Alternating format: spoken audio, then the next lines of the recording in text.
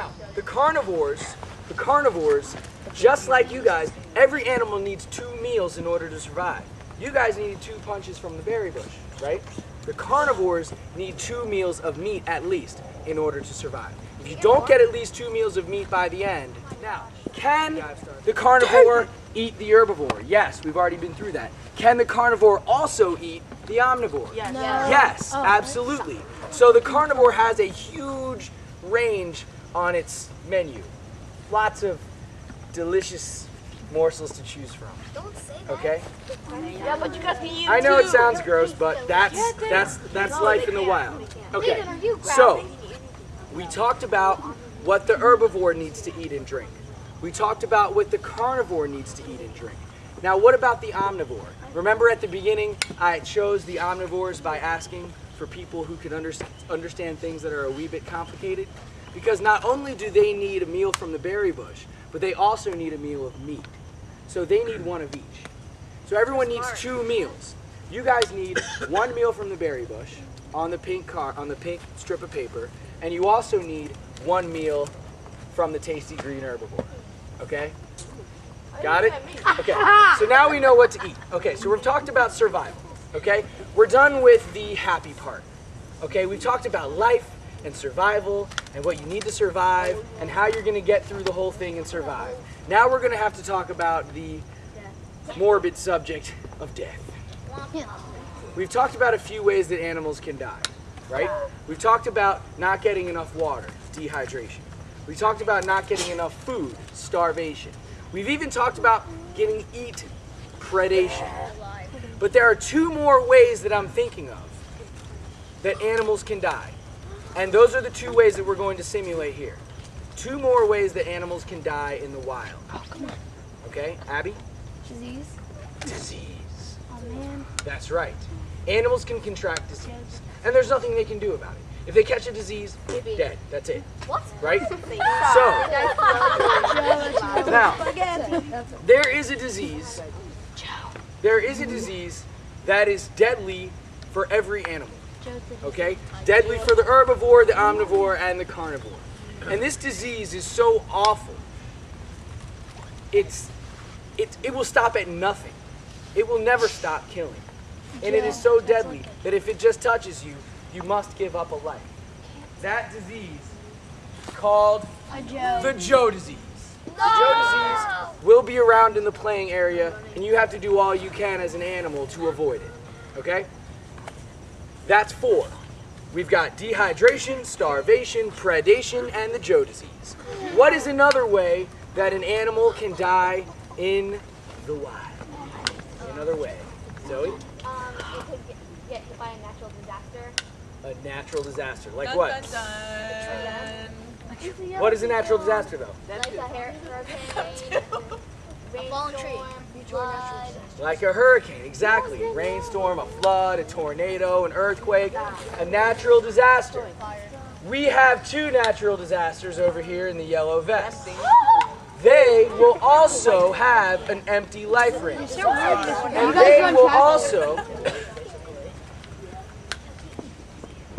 they will also stop at nothing to take as many of your lives. Carnivore can only kill 1 herbivore at a time. They like to concentrate on just, 1 meal and enjoy it. But the natural disaster is a little different. The carnivore can only eat 1 at a time. The omnivore can only eat 1 at a time. But if a natural disaster rolls through, they can take out a whole slew of animals. Okay? So if that natural disaster comes your way, you better run. You better get out of there as quickly as possible. And they look pretty dangerous. We've talked about all the ways that we've talked about all the things you need in order to survive. We've talked about all the ways that you can die. Now there are a couple questions that people always ask, such as who can kill who and what happens if this. So I'm going to go ahead and predict the questions that you're going to have, and I'll just answer them now, and then I'll answer the questions that you still have remaining. Okay? Yeah, what about Not ready yet. Not ready yet. I got it. I got it. Pig. So, can the disease kill the carnivore? Yes. Can the disease kill the omnivore or the herbivore? Yes. Yes. Can the disease kill the natural disaster? No. No, in fact, it's the other way around. The natural disaster can wipe out. Now, there are all these, things going against you. Okay, you've got natural disasters, you've got diseases, you've got starvation, dehydration, predation, all these things that are going against you. However, there is one thing, there is one person, one human being who is on your side. And this person has been doing all she can. She's actually gone through high school without your knowledge, and college without your knowledge, and medical school, and she's become a doctor. Doctor, what would you like your name to be? Give yourself a name. Dr. D. 62 million lives. Dr. D? Dr. Danielle? Okay, Dr. Danielle. Dr. Danielle is here. She's a veterinarian, and she is here to help all animals. All animals. She has a whole rack of life cards. So, Dr. Danielle will be out there in the playing area. She'll be moving around, and she will have life cards to help out any animals who are... Now here's the only twist. She's actually not interested in helping animals that are just merely injured. She's really only interested in helping them if they're all the way dead. So if you run out of life cards, and you've just been killed by all sorts of things, you end up with 0 life cards on your life ring. Okay? It's like a video game. You have a certain number of lives. Once you have all those lives taken away from you, you have game over written across your video game screen. So if you get to the point where you have game over written across your video game screen, you are feeling depressed, and you're basically an animal ghost, you can come and find Dr. Danielle. And if you ask nicely enough, she'll give you a life card.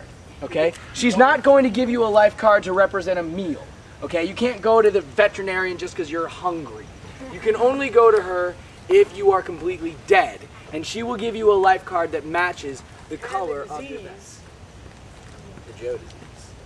Can the Joe disease kill the doctor? Yeah. Absolutely. Absolutely. Danielle, you better As a matter of fact, the Joe disease is even more deadly for humans than it is for animals. Yay. Plus, human lives, they're different. So, if that happens, if the Joe disease kills Dr. Danielle must give up one of each color life card. That's nothing. Okay? However, not only has Dr. Danielle put herself through medical school, she's also developed an anti-Joe disease vaccine. Yeah,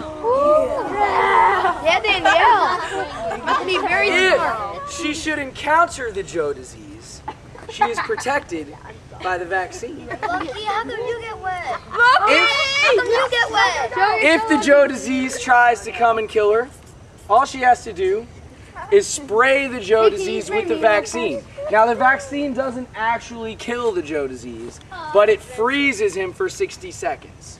Okay? We're going to go by the honor system, and we're going to just go ahead and assume that you know how to count to 60. So, if the Joe disease gets frozen by the vaccine, he must stay there in that place for 60 seconds. What is the... You got it? Yeah. Okay. Now, a couple more things that people always ask about.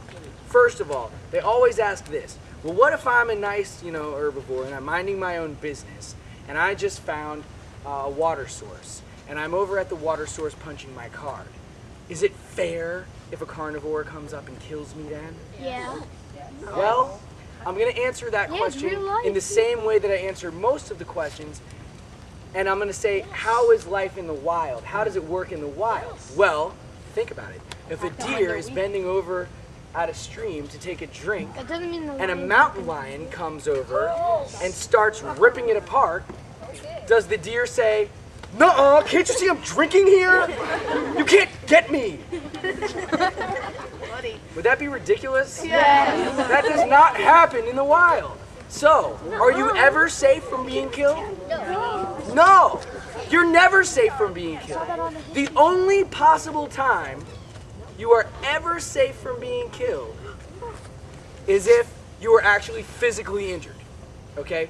Because out there in this playing area, there tends to be like a lot of, rabbit holes and foxholes and whatever kind of holes and logs and things that you can trip on.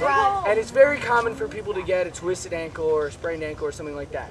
So if you see one of your fellow classmates lying on the ground, okay, please, if you see them like lying on the ground, writhing in pain, don't just run by and be like, gotcha, and run away, okay?